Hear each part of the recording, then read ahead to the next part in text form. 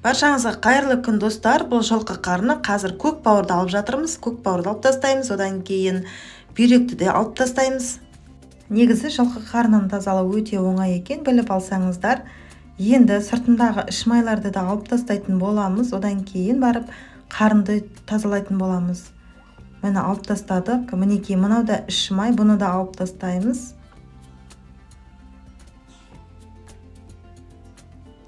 Енді қарынды жүйелейміз. Үлкендер бұны жүйелеу деп атайды. Яғни қарынды бір-бірінен ажыратамыз. Енді тұйықталған жеріне келдік. Тұйықталған жері сәл қиындау болады. Бір-біріне тығыз қарын жабысып тұр. Осылай жүйелеген кезде өте абайлаңыздар. Пышақтың ұшы тиіп кетсе, қарныңыз жарылып кетсе, барлығын былғап тастайды. Сәл көп уақыт алатын жер, өте абайлап кесесіздер. Бір-біріне жабысып тұрады бұлар. Өзі көрінбейді пышақпен кескен кезде. Май аралас, май басып тұрған жер. Мен әлі қарында ажыратып жатырмын, көргендеріңіздей. Әлі болған жоқпын. Енді кішкене басында қиында болады. Ажыратқан кезде шатасамыз, білмейміз, қай жерден бастайтынымызды білмейміз. Мінекей қазір мынау жатқан шек қарынмен жабысып тұрған арасын ашамыз. Одан кейін ұйқы безі деген бар. Ұйқы безі де қарынға жабысып тұрады. Оны да кесіп алған кезде өте абайлаңыздар. Мінекей мынау ұйқы безі. Осы ұйқы безін ажыратқан кезде өте абайлаңыздар. Қарынға жабысып тұрады. Осыны да кесіп алып тастаймыз.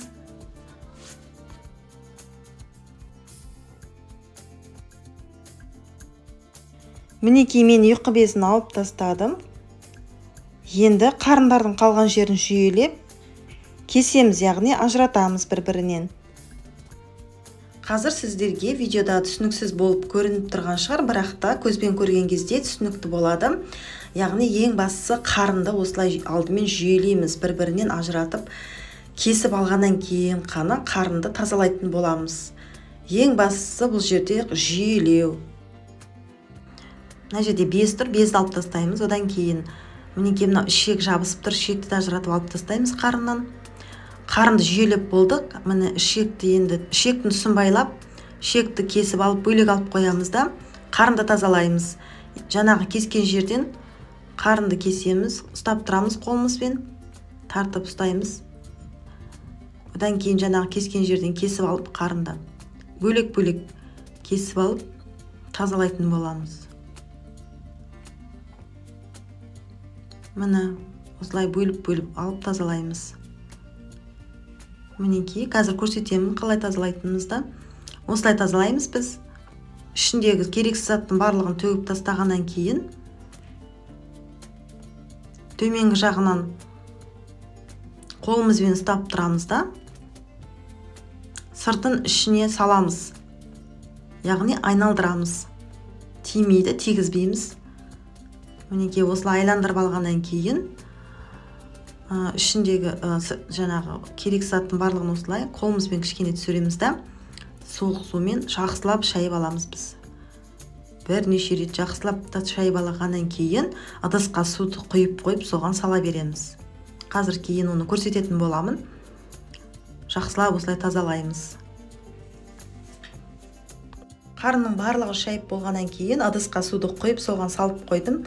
Соңынан көрсетемін. Қазір мына ішектегі шымайларды да алып тастаймыз да, ішекті тазалаймыз. Ішектің шымайын осылай алып тастаймыз, себебі ішекке қаз айналдырамыз. Шымайларды бөлек алып қоямыз кейін. Шымайлардың барлығын алып болдық. Енді ішектің ішіндегі керексіз заттардың барлығын осылай шығарып тастаймыз алдымен. Одан кейін ішін жақсылап тұрып біз шайып тазалаймыз. Бұл жер видеоға түспей қалған, өкінішке орай. Яғни біз ішектің ішіне тұзды салып, суды құйып, жақсылап тазалап алдық. Солай тазалайсыздар, сол кезде ішектің ішіндегі қырындының барлығы кетіп қалады. Ішектің ішіне, яғни алдымен біз тұзға суды қоспай, тұздың өзін салып, бұдан кейін артынан суды жіберсеңіздер, ішіндегі қырындысын қоймайды, жақсы түсіреді. Ішектің барлығын тазалап болдық үшін, одан кейін сыртынды осылай тазалаймыз, суға салып, тұзды қосып, жақсылап шаямыз, тазалаймыз. Бірнеше рет тазалаймыз. Мінекей, көріп тұрсыздар, қайтадан суды құйып, тағы да тазалаймыз. Осылай жақсылап тазалап болдық. Ішегіміз дайын. Келесі қарынды тазалаймыз бағанағы. Мінекей қарынға да суды жақсылап құямыз, үстінен тұзды себеміз. Жақсылап шайып тазалаймыз.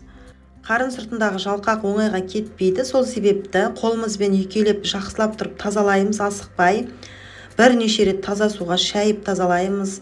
Тұзды сумен тазалаймыз, одан кейін жай сумен тазалап, солай бірнеше рет қайталап, жақсылап тазалаймыз. Яғни жалқаға кеткенше тазалаймыз. Таза су құйып, қайтадан саламыз қарынды, үстінен тағы да тұз себемін қазір. Міне тұзды сеуіп жақсылап тазалаймыз тағы да. Осылай бірнеше рет тазалаймыз. Әйтпесе иісі кетпейтін болады. Осылай қарынның жалқағы кеткенше жақсылап тұрып, қайта-қайта сумен шайып тазалайтын боламыз. Әбден тазалаймыз, содан кейін барып иісі кететін болады. Мінекей тағы да қазір суды құйып тазалаймын. Достар, менің каналыма тіркелмеген болсаңыздар, тіркеліп қойыңыздар, өз пікірлеріңізді қалдырыңыздар, лайк басып қойыңыздар. Мінекей тағы да суды құйып, тағы да шайып жатырмын. Осылай әбден жақсылап қарынды тазалаймыз.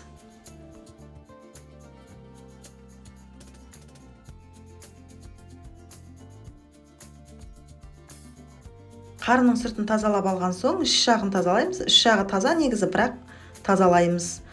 Мінекей тазалап аламыз осылай, және қарынның ішінде ұсақ бездер көп болады. Міне осылай жақсылап тазалап алдым.